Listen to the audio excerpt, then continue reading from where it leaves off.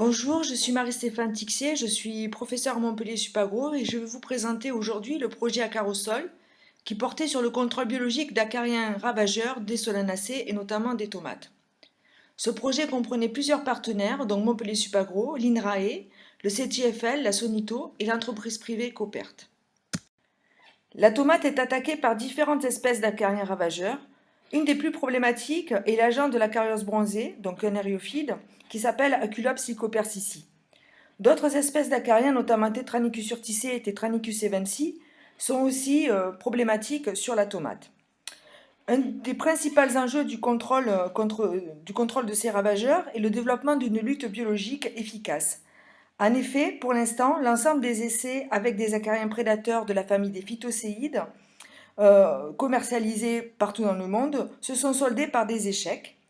Pourquoi? Parce que les trichomes sur les feuilles et les tiges des plantes de tomates empêchent le développement et la dispersion de ces acariens prédateurs et donc le contrôle et la consommation de leur proie sur la tomate. Ainsi, le projet Acarosol avait pour objectif de rechercher ces prédateurs et des prédateurs efficaces. Ce projet a été divisé en plusieurs parties. Donc, dans une première partie, nous nous sommes intéressés aux espèces de phytocéides présentes sur des solanacées en réalisant des collectes pour faire des inventaires.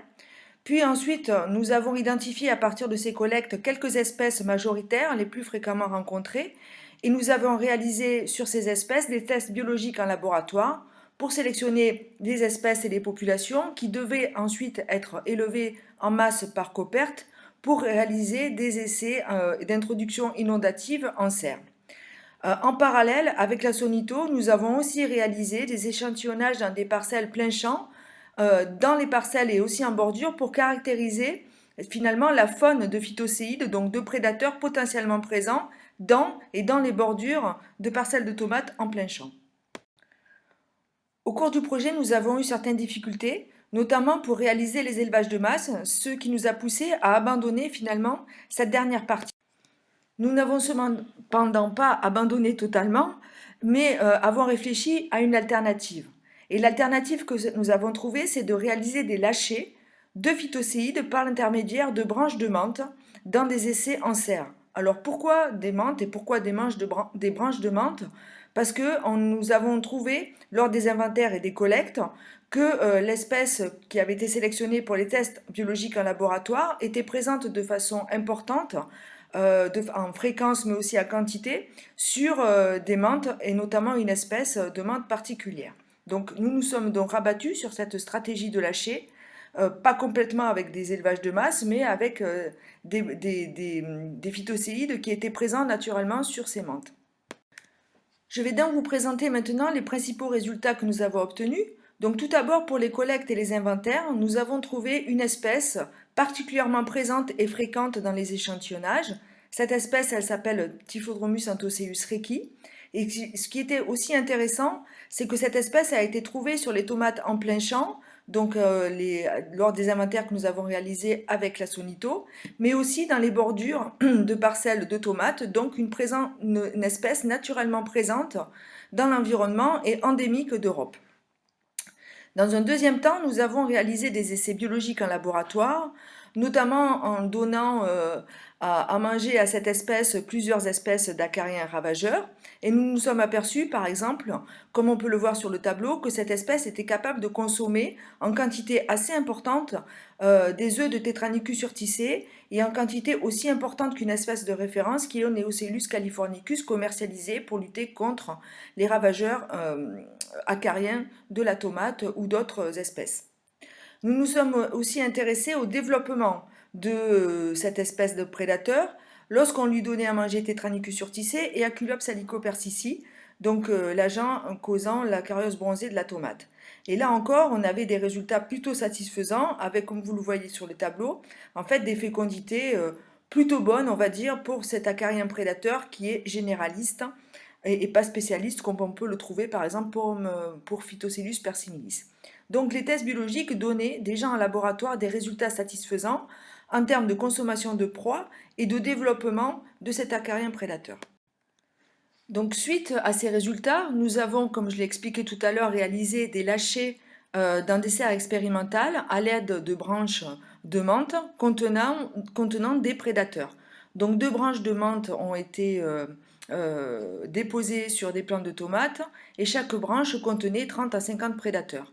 Et vous voyez sur le graphique l'efficacité lorsqu'on a des lâchers de réquis par rapport au contrôle témoin, d'accord, donc là où on n'avait pas réalisé de lâcher.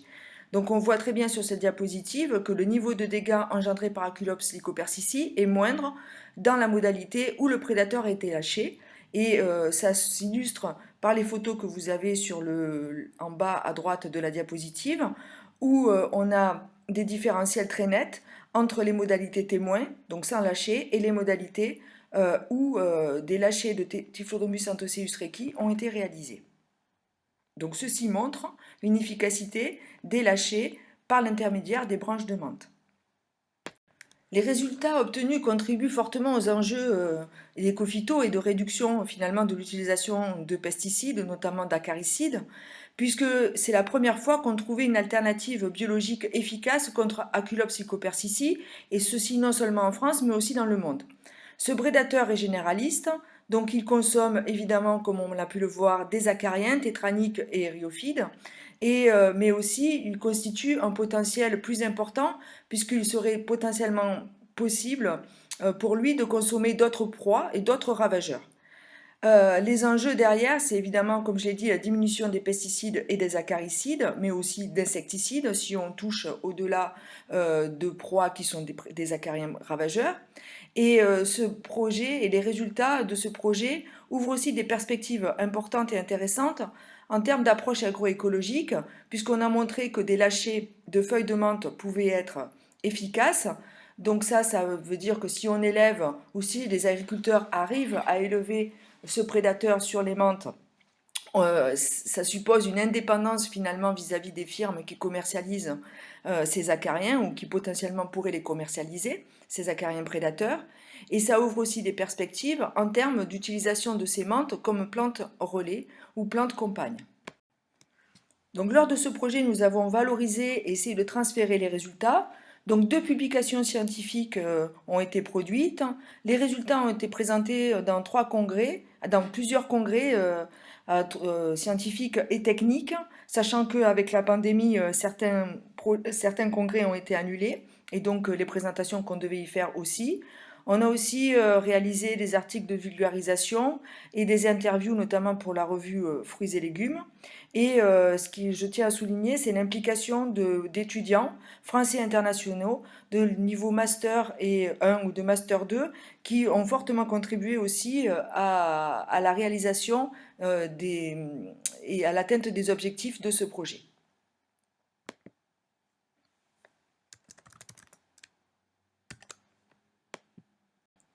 Donc le projet Acarosol a une suite et a plusieurs suites par le biais de 2 projets, un projet région Acarobiol et un projet écophytomaturation qui s'appelle Biolictum, dans lesquels nous testons le développement de stratégies de plantes compagnes dans le contexte d'approche agroécologique, c'est-à-dire allier des différentes plantes qui vont abriter des acariens prédateurs et voir comment finalement l'implantation de plantes compagnes à l'intérieur des agrosystèmes joue un rôle important en termes de fournisseurs de prédateurs et donc un rôle en termes de services écosystémiques.